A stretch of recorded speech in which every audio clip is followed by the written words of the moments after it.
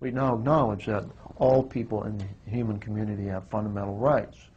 So the next step in the development of this moral and legal evolution is to say, wait a minute, if we're going to say that people of color have rights just as well as white people have rights, and that women have rights just as well as men have rights, it really makes no difference to say that non-human animals don't have rights and that humans have rights.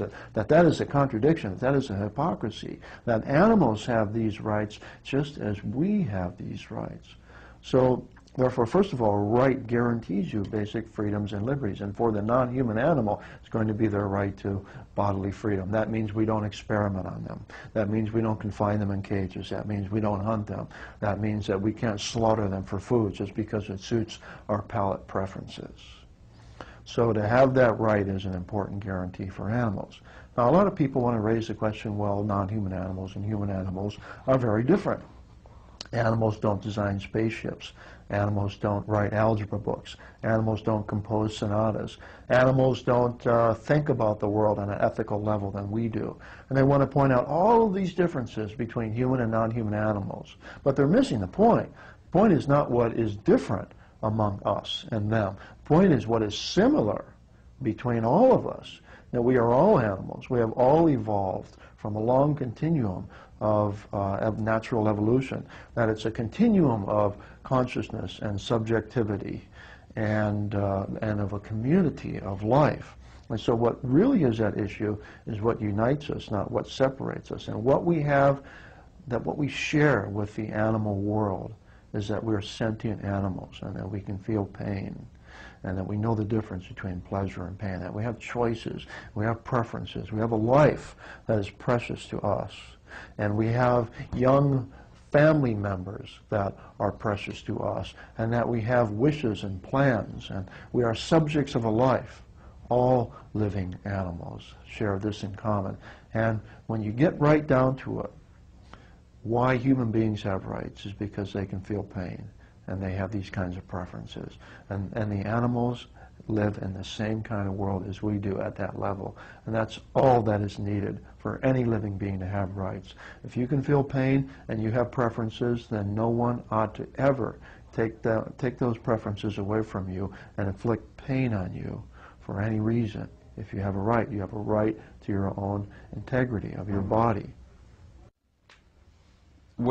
What you mean when you say that animals have rights is simply that they are not to take their life, invade or injure their bodies, or deny them their freedom because you think you're going to benefit, or you think we're going to benefit.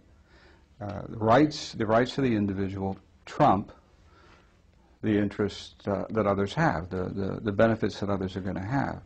So the notion of an inalienable right, that is a right that can't be taken away or can't be traded off, I mean, it can't be taken from me. Yeah, animals certainly have inalienable rights. What's the relationship between animal rights and animal liberation? Animal liberation is a very practical step taken from the philosophy of animal rights. Now, a lot of people talk about philosophy rights, but they don't about animal rights, but they don't do animal liberation. Animal liberation is the practical implication of animal rights. That means that we don't just talk about whether animals have rights or not. We know that they have rights because it is well established scientifically and philosophically what kinds of beings they are and why they should have rights.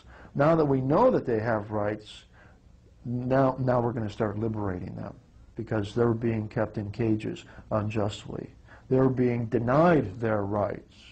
And now our duties are to protect those rights.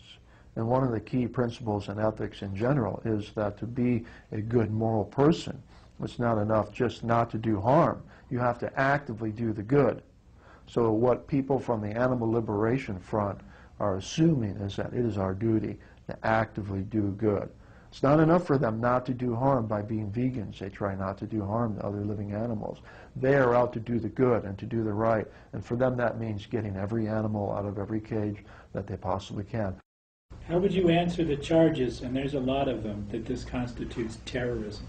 I would say this is the most Orwellian perversion that I have ever heard, because the real terrorists are people who are out there killing animals. The real terrorists are people out there raping the earth. And the people who are saving the animals from the real terrorists, who are compassionate people, who are ethical people, who are willing to sacrifice their freedom for the life of another being, that is not terrorism. That is noble, that is dignified, that is the ethical life at its purest. Moreover, what kind of a terrorist is it that never harms another living being? Because the ALF does not harm other human beings in their actions to save non-human animals. They're informed by a nonviolent philosophy, and they adhere to that very scrupulously. And what kind of a terrorist is it that does not have an explicit political agenda to wreak havoc on a society, but rather to raise the moral consciousness of its culture?